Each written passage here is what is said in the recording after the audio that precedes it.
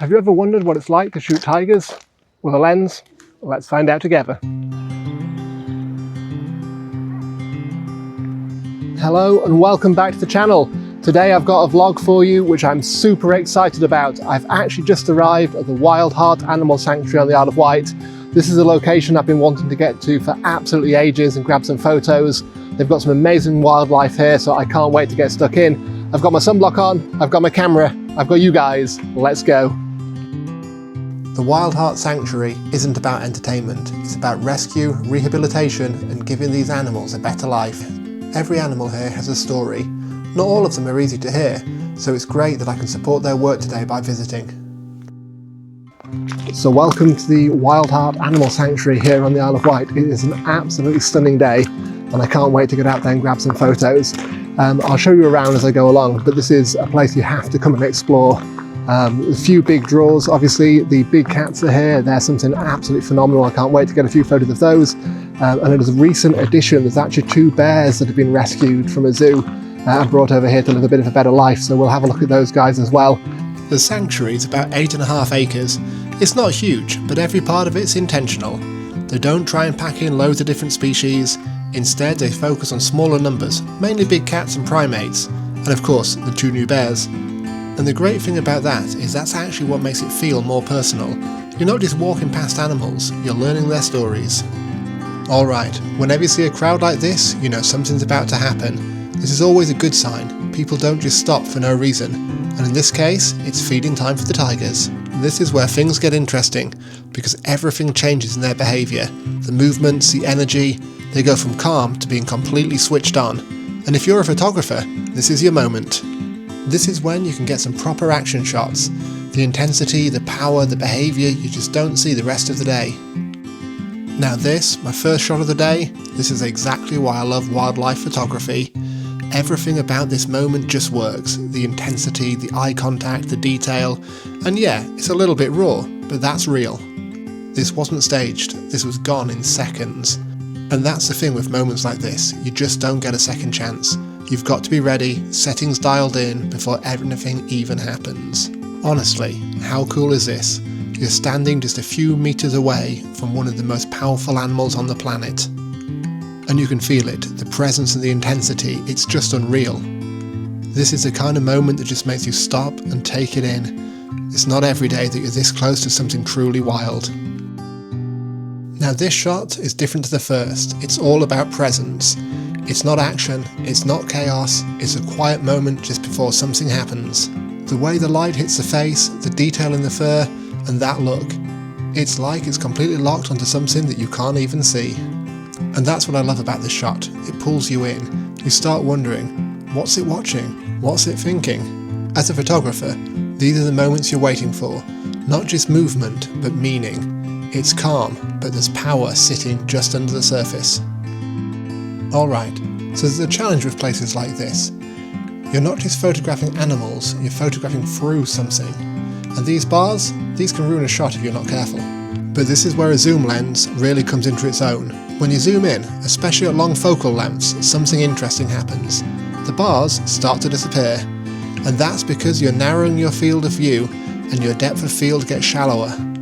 So anything close to the lens, like this fence, falls completely out of focus, while your subject, the tiger, stays sharp. And suddenly, it looks like there's nothing between you and the animal. It's a simple trick, but it makes a massive difference. It takes you beyond the bars and it gives you this beautiful sense of intimacy that you get with these animals. Now this is one shot where everything just lines up. You've got the colour, the texture, the light cutting through. It almost feels like you're right there in the grass with the tiger. And I also love this angle. Getting low changes everything. It puts you in the tiger's world, not just looking at it, but with it. And then you've got all those little details, the whiskers catching the light, the patterns, the way it's moving through the frame. It's simple, but it works. It feels natural, it feels immersive. And those, they're always the shots that stand out. And after all that excitement, this is a real schedule. Eat, sleep, and absolutely ignore everyone watching. Honestly, this tiger's living the dream. I came here for the action shots, he came here for a nap. The thing about that nap though, is it led to 2 of my favourite shots. This is exactly why you don't walk away. because even in those quieter moments, things still happen. A slight movement, a change in posture, and suddenly the light hits just right. And then you get this. That look, straight down the lens, completely locked in. And just like that, a sleepy moment turns into my favourite shot of the whole day. Patience always pays off. It's easy here to get caught up with the big cats. And yeah, they're incredible, they're powerful, they're intense, you can't take your eyes off them. But Wildheart isn't just about tigers. There's a whole other side to this place, and it's just as wild in its own way. I'm heading over to the lemur enclosure, and that's something a little bit different. Because here, you're not just stood outside and looking in, you're actually able to walk directly through their space, and that changes everything. It's a totally different vibe. They're moving around you, jumping through the trees, sometimes right past you. They might not have the size or the power of a tiger, but trust me, they've still got that same wild energy, just a little bit closer to home and in a little bit of a different way. And this is what I mean. There's just so much character in such small animals. Always watching, always curious, absolutely brilliant to photograph. I love the way this little guy almost posed for me, catching the light and showing us his character. Being in here with them is just pure fun. They're everywhere. Above you, beside you, sometimes closer than you'd expect. One minute you're lining up a shot, next minute they're right there with you. It's unpredictable, and that's what makes it so good. And then there's this guy, just casually sitting there like he's in a 5-star restaurant, fully focused, not a care in the world. I'm trying to get the shot, he's just trying to get lunch. Up next, it's time to head over to the meerkats. And this is the thing with wildlife, you don't decide the timing, they do. And when I first got here, nothing, no movement, no signs of them anywhere. But I've learned by now, you just gotta wait it out, because more often than not, patience pays off. And sure enough, with that patience, they came out to play. Suddenly full of energy, popping up and running all around. And just like that, it all kicks off again. Time to get my camera out. This one I really like for how simple it is. There's nothing distracting, just a meerkat sat up doing what they do best, keeping watch. And that pose is classic. You've got that alert stance, the eyes looking off, it tells you a story straight away. And the setting helps it.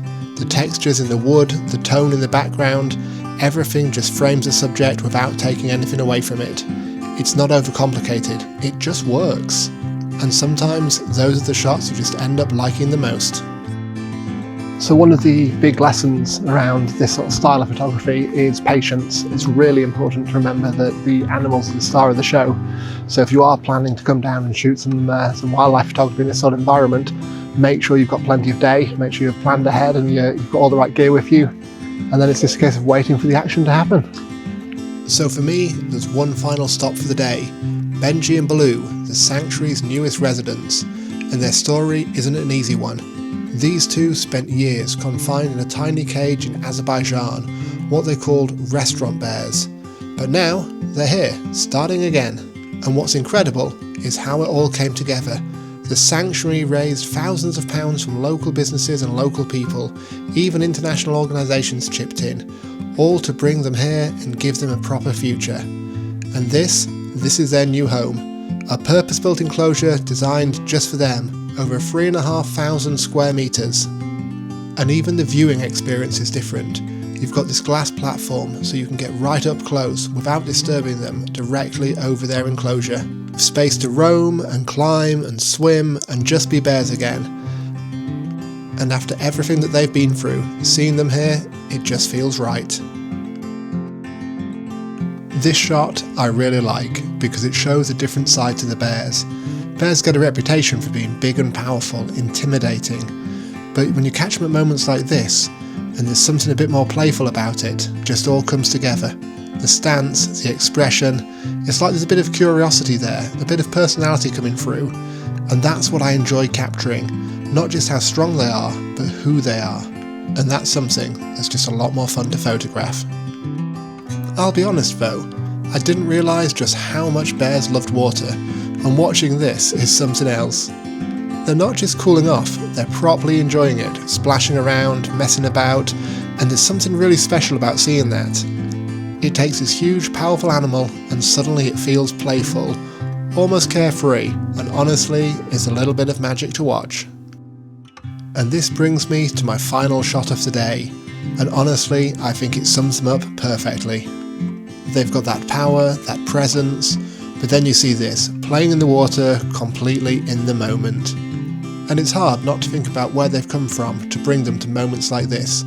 And being here, even just capturing it, you realise how special that is. It's a real privilege just to witness it, and in some small way, to be part of giving them a better life. So, how amazing was that? I've just stepped outside now. I've got a little bit of time left on the parking, so I'm going to take a walk along the seafront. But I just wanted to say what an absolutely phenomenal experience that is. I know I always sound biased because, hey, let's face it, I'm a big fan of the Isle of Wight. But if you are down here, that is definitely a must-see exhibition. Make sure you've got yourself a couple of hours though, because there's so many different animals to see. They've also got a few talks throughout the day all about the animals and the conservation work that they do, so that's well worth checking out. But the majesty of those animals up close and personal is absolutely phenomenal. So that's it for me for today. It's been a beautiful sunny day. The photos have been awesome. Until next time guys, keep taking those photos and I'll see you again.